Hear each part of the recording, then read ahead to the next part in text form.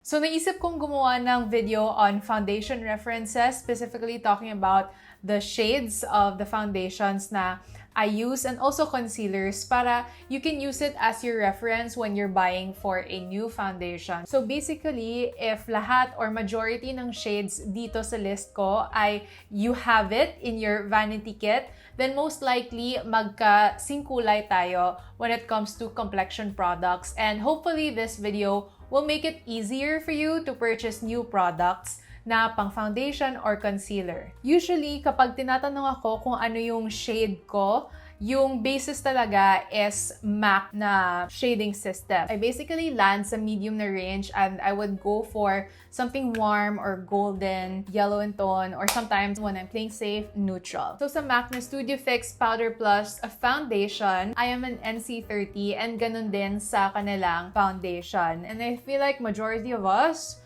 lean towards NC30.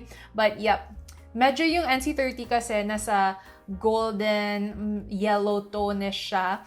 It lands on that area. So, yan, usually I go for those kinds of touches. So, yung trick ko guys, whenever I buy complexion products online, it's either I go for something warm golden, something yellowish in tone, or if hindi ako sure sa yellow tone, kasi meron ibang mga complexion products na yellow undertone siya, but napaka-yellow naman yan na hindi ko na siya magagamit, na parang may hepa ako. So sometimes when I buy online and I'm not sure, especially na if bago ako dun sa brand and I've never tried their complexion products, I would go for neutral undertone. Now let's proceed to the next international brand that I have here, which is from Mother Ree. That is her Pro Filter foundation in the shade 230. The first Pro Filter shade that I've ever tried was actually in the shade 240. Actually, medyo napraning ako when I was purchasing my first ever Fenty Beauty Pro Filter foundation because diba parang it's a roller coaster ride back then when you were purchasing it, because sabi nila when it sets on your face, it changes into a deeper color. So parang natakot ako to actually even purchase the Pro Filter foundation. Sobrang tugma yung shade niya na 240 sa akin. Kaya lang, when I repurchased again this time around, sa Sephora Philippines, hindi na available yung 240. Kaya I bumped up to the shade 235, and in fairness, nag-workout naman siya sa akin. Now let's proceed to the local brands that I have here. So the first one is from Vice Cosmetics, and this is their BLURRFECTION Skin Tint. And by the way, yung Vice Cosmetics, kaka-release lang nila din ng bagong nilang addition to their complexion products. They even had an event, which again, I'm so bummed na hindi ako nakapunta. But anyway, mag-party na lang tayo dito sa probinsya natin. Anyway, ayun. So this is their BLURRFECTION Skin Tint. At first, when I swatched it sa review video ko, which you can watch right here, nagmatch ako sa FRESHNEZZZ when I did the next swatch. But when I tried again off camera, when I wore yung shade na Binibini on myself, full face, it matched my skin also really, really well. So I'm actually wearing yung shade na Binibini, which is weird for me. Cause like, bakit na ako nag-match sa FRESHNEZZZ and then nag-match din ako sa Binibini? Yung FRESHNEZZZ, guys, is 2 shades lighter than Binibini. So if we have in fair here, next yung FRESHNEZZZ. And this is Queen, and then Binibini. So 2 shades lighter talaga si FRESHNEZZZ, pero nag-match pa rin ako sa kanya. But what I realized is, match ako sa kanya if I only use 1 layer. Pero naman, if I build up yung shade na Binibini, which is this one right here, it's a medium, warm, neutral undertone. Then if I build it up, it just looks like my skin color. That's the magic about skin tint dahil it has a sheer coverage. If you bought a shade by mistake, for example, yung kasi shade mo talaga is Binibini like me, but you accidentally bought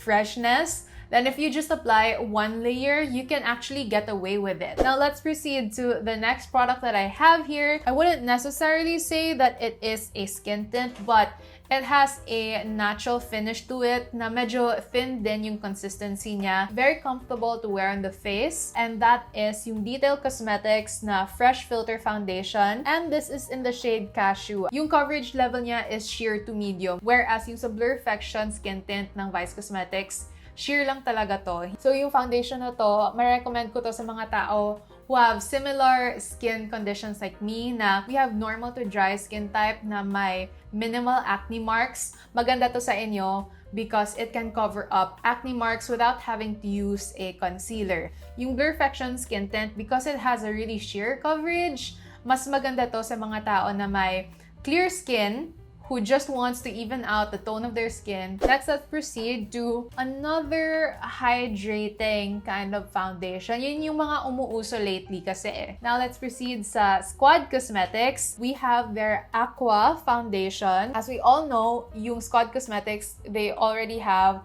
a foundation line, which is yung You Can Face It liquid foundation. That one has a matte finish. This one naman has a natural finish and has a hydrating feel to it. Yung shade ko sa Aqua foundation ng Squad is medium 2 or M2. Or sometimes, I also dabble with T1 or Tan 1. Yung na-notice ko lang dito sa Aqua Foundation is mabilis siya mag-oil up compared sa Fresh Filter ng Detail Cosmetics. Sobrang bilis mag-oil up sa akin. How much more sa mga tao na may oily skin. But for people who have really dry skin, madami kayong dry patches, this will work like a dream on you guys. Aside from that, we have another set of Squad Cosmetics products here na complexion products din, but concealers naman sila, and this is their Conceal It concealers. And I have two shades here that I want to share with you guys. So, yung ka-shade ko talaga is yung shade na CM2. So, sa foundation, I am an M2.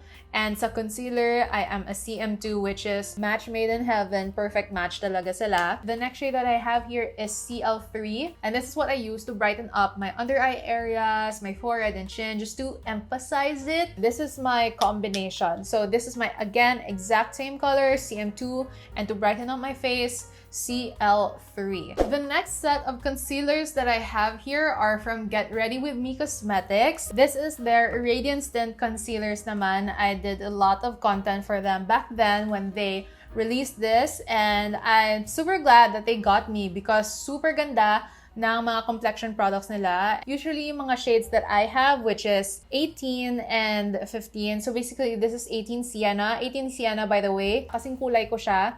And then yung 15 Sand naman is what I use to brighten up my face. Now, the last three products na i-mention ko sa inyo, guys, I don't have the actual products anymore because they've expired already or naubos ko na sila. First is from Bilena. We have their All Day Liquid Foundation, and yung shade ko dun is Oriental. Yung Bilena and even the Careline products, parang known sila to have like pasty looking foundation shades, but I feel like with this specific collection, they got it right. Meron pa rin shades na naglaland on just the lighter side, but it's much better. And yung shade na Oriental was really a good match on me. If you want to see my review on that, ayan, click nyo lang yung video dito. The last two products that I have here is from one of my favorite brands, and that is Issy Co. First, we have here yung active skin tint nila. I am a hazel. I love how the color lands on my skin. Next that we have here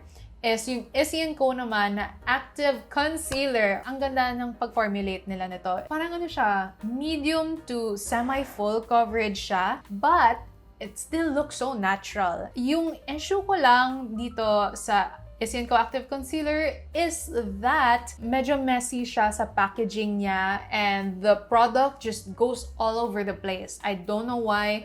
Baka nakulangan ng stopper or something within the opening or what, but it's just really messy. If I remember correctly, yung recommendation ng Issy Co for mga people who land on the shade Hazel sa skin tint nila, you should go for the shade MW3. So hopefully you'll use this video as a shade reference for when you are planning to buy a new complexion products. The YouTuber na go-to ko talaga na kasing kulay ko for international beauty products, I see Sam or Samaj. But ayun guys, if magkasing kulay tayo, use this as your basis, and ilalagay ko na din to sa description box ko for all my videos from now on, okay, so that you can have this just basis kung ano yung complexion ko and just my tone. So, yeah, thank you guys, and if gusto niyo pang tumambay dito sa channel ko, I have my playlist here ready for you guys to marathon, but careful lang kasi mabubudol talaga kayo when you watch my vids. If you like this video, then please do give it a thumbs up, subscribe to my channel, and share this video. If you have any more comments or video suggestions, then please do enter them down in the comment section below. Just remember, no hate, just love.